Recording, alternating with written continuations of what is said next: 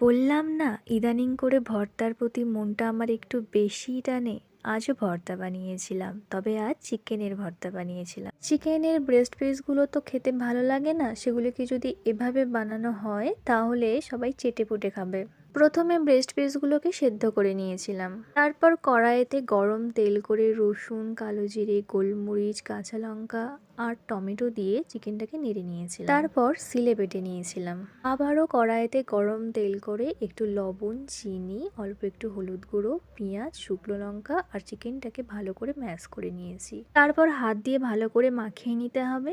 ব্যাস তৈরি আমাদের চিকেন ভর্তা। এটা খাওয়ার জন্য একেবারেই প্রস্তুত। 4 টুকরো চিকেনের ভর্তার পরিমাণটা কিন্তু বেশ অনেকটাই হয়েছিল। যারা ব্রেস্ট পিস খায় না তাদেরকে যদি এটা করে দেওয়া হয় তারা বারবার এটাই করার জন্য আবদার করবে। তাই অতি অবশ্যই বাড়িতে একবার ট্রাই করে দেখো। আমার এক থালা ভাত কিন্তু এই ভর্তা দিয়েই শেষ হয়ে গিয়েছিল।